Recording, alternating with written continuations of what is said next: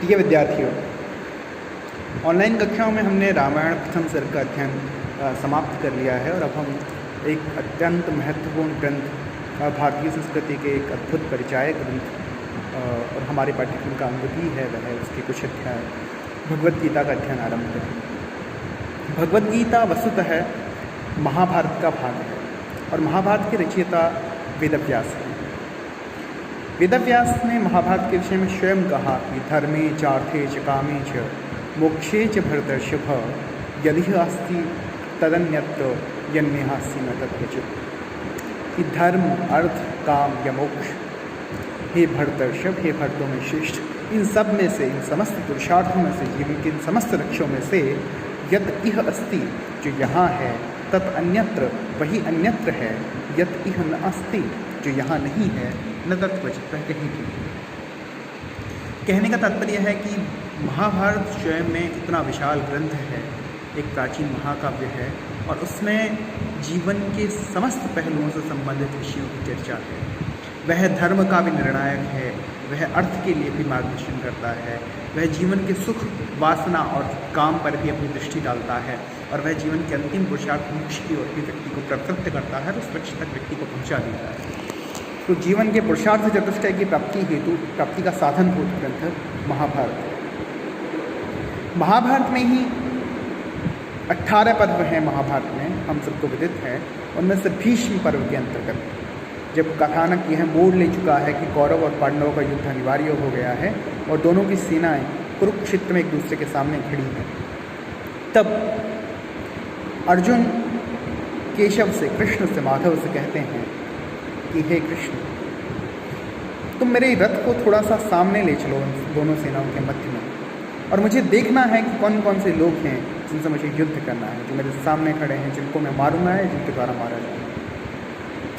कृष्ण अर्जुन के रथ को दोनों सेनाओं के मध्य में ले जाते हैं। युद्ध का भी आरंभ नहीं हुआ है और जब अर्जुन सामने देखता है कि उसके पितामह भीष्म खड़े हैं, जिन्होंने उसे छोटा सा था तो धनुष बना के बाण चलाना सिखाया था, उसकी उंगली पकड़कर वो चलना सीखे हैं, उसके सारे भाई खड़े हैं, उसके सारे संबंधी खड़े हैं, तो अर्जुन का चित्त विचलित हो जाता है। गुरु द्रोण खड़े हैं, जिससे उसने सारा ज्ञान पाया है, धनुर्विद्या में इतना नैपुण्य जिनसे उनसे प्राप्त हुआ है, कृपाचार्य खड़े हैं।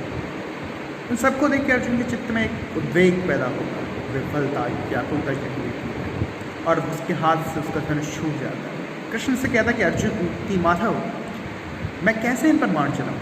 ये सभी मेरे पूजा के योग्य हैं, ये सभी मेरे सम्मान के योग्य हैं, ये सब वो लोग हैं जिनके लिए मुझे अपना जीवन दे देना चाहिए।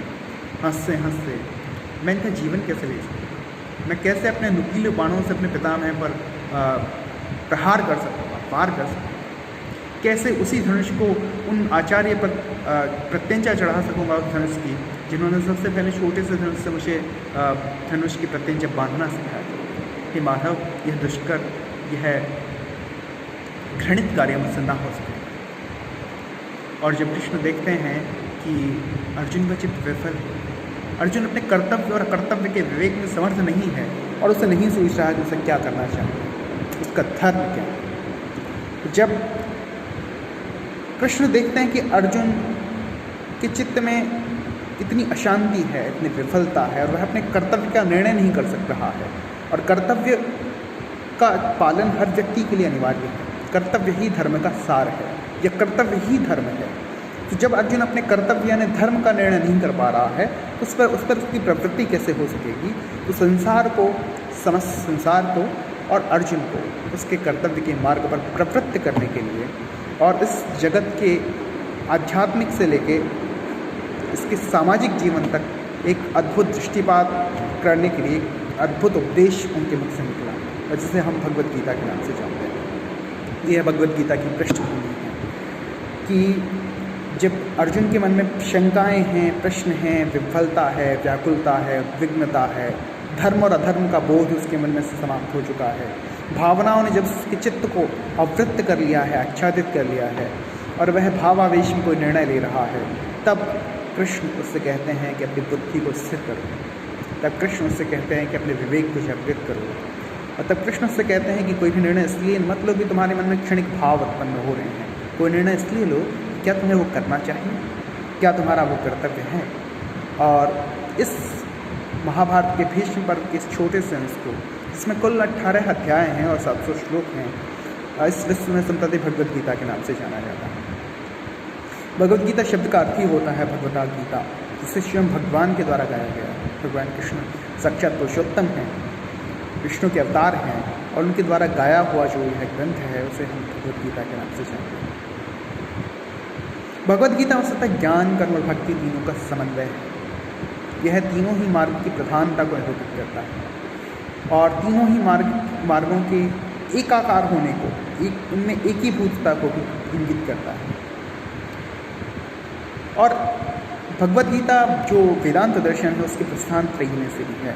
भगवान शंकराचार्य ने जो 3 प्रस्थान वेदांत के निर्धारित किए हैं उनमें सर्वप्रथम उपनिषद हैं, ब्रह्मसूत्र है और तृतीय भगवद गीता। कहते हैं कि सर्वोपनिषदः गावो दुग्धा गोपालनंदनः पार्थो वत्स सुधीर्भुक्ता दुग्धम गीतामृतम है।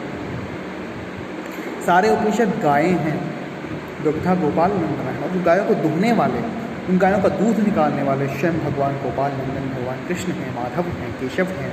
पार्थो वत्स, और जो पार्थ हैं, अर्जुन हैं, वो वत्स हैं, बछड़ा हैं, जिसको भगवान कृष्ण दूध को पिलाएंगे, सर्वप्रथम पिलाएंगे। सुधीर भोक्ता, और जो सुधी हैं, विद्वान लोग हैं, वो उसके भोक्ता हैं। बछड़े को पिलाए जाने के बाद भी उसके दूध को अन्य लोग उसका भोग करते हैं, वो सारे उसके भोक्ता हैं। तो अर्जुन उस पहले बछड़े हैं जिससे उन उपनिषदों की गायों का दूध, जो गीता रूपी दूध है, वह पिलाया गया है। और विद्वान लोग कालांतर में उसका उपयोग करते आ रहे हैं, उस वत्स के पीने के बाद, उसके उपभोग के बाद। तो वो सभी सुधी जो हैं, सुधीर भोक्ता, सुधी उसके उपभोक्ता हैं, भोक्ता हैं।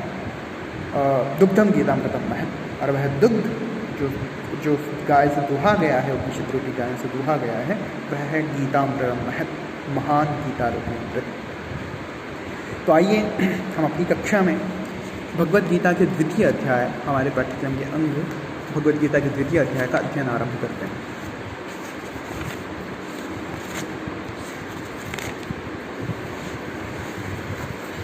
वस्तुतः इसमें कई सारे शब्द आपको मिलेंगे। संजय उवाच, कृष्ण उवाच, अर्जुन उवाच।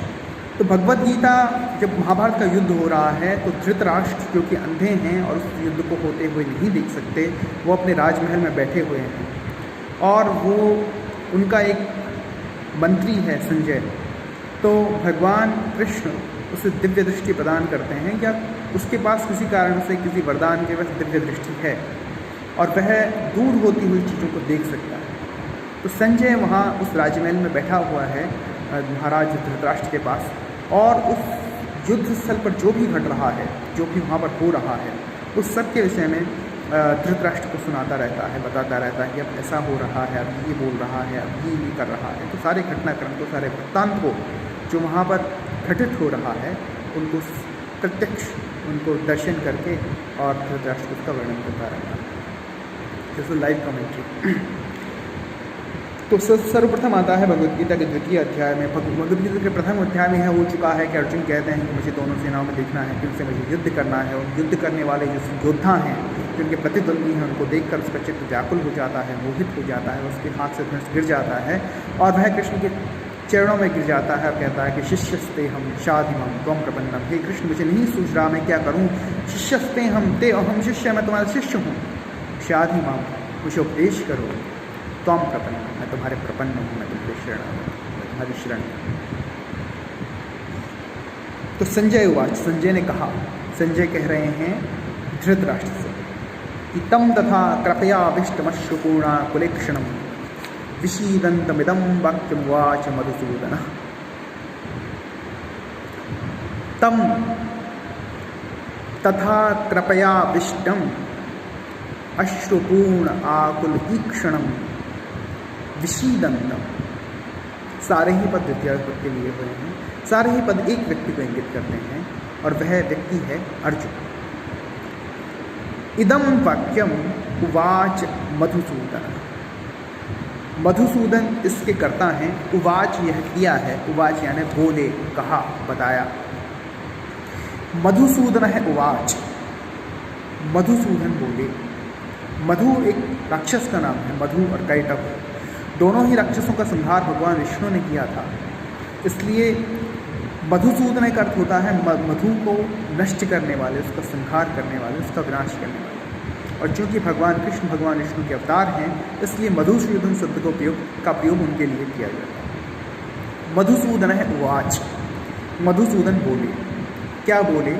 इदम वाक्यम उवाच, इदम वाक्यम, यह वाक्य बोले, यह वचन उन्होंने कहे।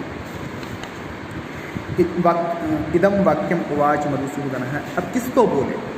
तो संजय बताते हैं कि तम, उसको, उस अर्जुन को, तथा कृपयाविष्टम, जो तथा उस तरह से, कृपयाविष्टम, कृपा से, करुणा से, दया से, आविष्ट, भरा हुआ है। तम तथा कृपया आविष्टम, तथा कृपया आविष्टम, जो उस प्रकार करुणा से भरा हुआ है, कायरता से, कातरता से भरा हुआ है। कृपया आविष्टम, कृपा जिसके अंतर, जिसके भीतर आविष्ट है, प्रवेश की हुई है, भरी हुई है। अश्रुपूर्णाकुलीक्षणम, अश्रुपूर्ण आकुल ईक्षणम, ईक्ष यानी देखना, ईक्षण यानी जिससे देखा जाता है, आंखें, आंखों को कहते हैं ईक्षण। अश्रुपूर्ण आकुल ईक्षण, और जिसके ईक्षण, जिसके आंखें, जिसके नेत्र, जिसके नयन अश्रुपूर्ण आकुल, अश्रुओं से पूर्ण रूप से आकुल हैं, भरे हुए हैं, व्याप्त हैं। जिसकी आंखें अश्रुओं से पूर्ण रूप से व्याप्त हैं, अश्रुपूर्ण आकुल ईक्षण आंखें। विषीदंतम, और जो विषाद कर रहा है, क्षत्रिय प्रत्यय विषीदंतम, विषीदंतम, उस विषाद करते हुए, उस दुख करते हुए, उस शोक मनाते हुए, तम, उस अर्जुन को मधुसूदन है, मधुसूदन ने इदम वाक्यम, यह वचन कहे, यह बात हो। मधुसूदन करता है इदम वाक्यम वाच, यह वचन उन्होंने कहे। वो वचन आगे आएंगे जो भी कहे। संजय बता रहे हैं धृतराष्ट्र को कि मधुसूदन ने इदम वाक्यम वाच, यह वचन कहे। किसे कहा? किसे कहे? तम, उस अर्जुन को, जो तथा कृपया आविष्टम, जो उस प्रकार करुणा से, कातरता से, कायरता से, कृपा से, भीरुता से आविष्ट है, भरा हुआ है। अश्रुपूर्ण आकुल ईक्षण, और जिसके ईक्षण, जिसके नेत्र अश्रुओं से पूर्ण रूप से आकुल हैं, व्याप्त हैं। विषीदंतम, और जो विषाद कर रहा है, जो दुख कर रहा है।